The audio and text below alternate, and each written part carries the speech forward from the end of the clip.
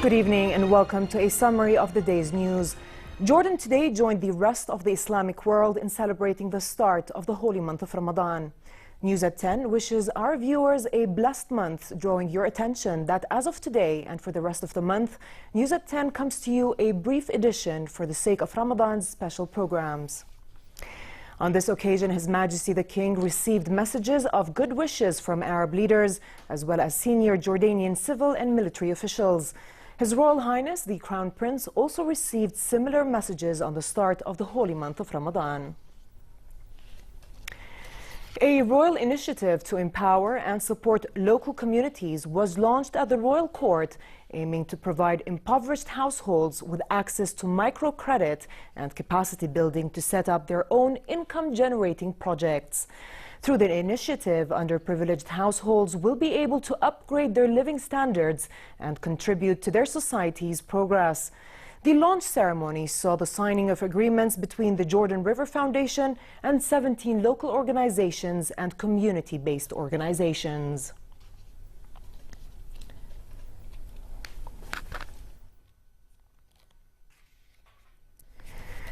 Minister of Interior Khal al-Za'bi said strict measures coupled with raised awareness are needed to bring a stop to festive firing in the kingdom, as the phenomenon has reached unacceptable levels and cannot be tolerated. At a meeting of senior security officials attended by the State Minister for Media Affairs, Za'bi said law enforcing authorities must act firmly with individuals who violate the law and continue to use firearms in a show of celebration.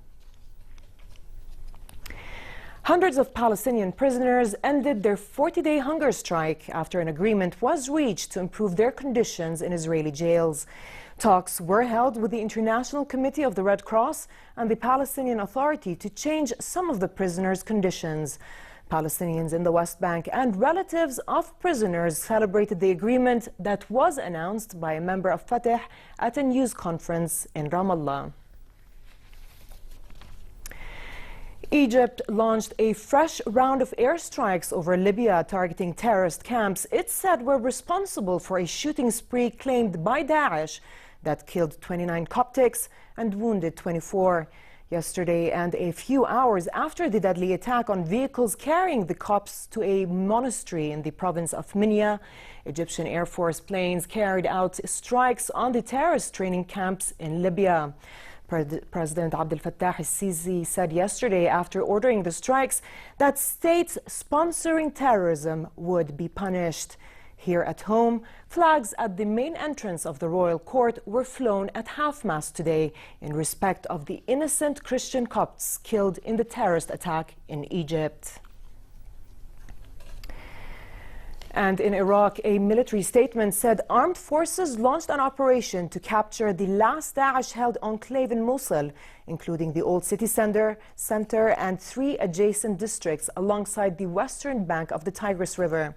The Iraqi Air Force dropped leaflets yesterday urging residents in the enclave to flee.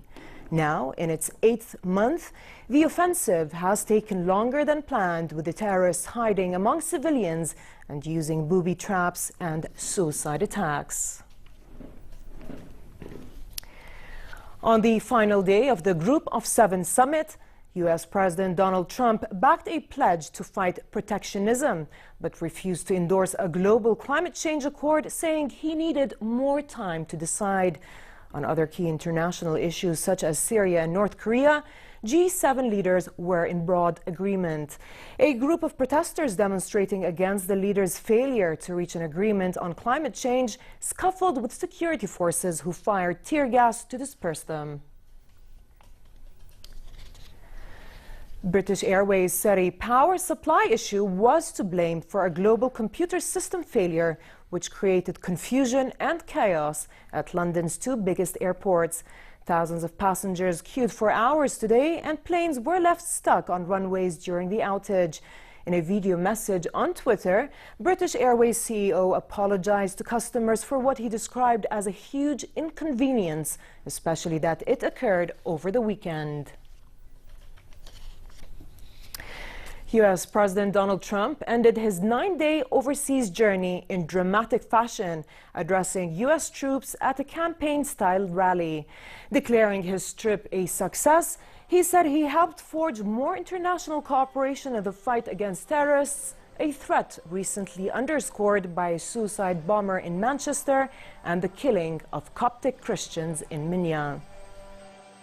The nations of the Middle East have endured one terrorist attack after another, and I called on them to take on the burden of fighting this evil that has killed so many innocent Muslims. During this unprecedented gathering, we opened a new center to combat extremist ideology, launched a task force to block funding for terrorists, and agreed to massive economic development deals, the likes of which there has never been, that will create hundreds of thousands of jobs in the United States, building the equipment that has just been ordered by Saudi Arabia.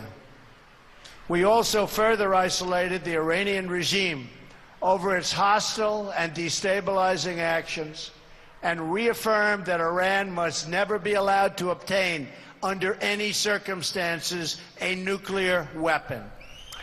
Finally, over to the weather. Moderate conditions continue for the rest of tonight and tomorrow, while remaining hot in the Dead Sea and Aqaba. Winds will be northwesterly to southwesterly, moderate to brisk. A low of 18 degrees Celsius is expected in Amman tonight and a high of 27 tomorrow, while in Aqaba a high of 35 is in the forecast for tomorrow, with northwesterly moderate winds and slightly high seas. We've reached the end of our summary of the day's news. I'm Dana Abu Sham. Thanks for watching and have a good night.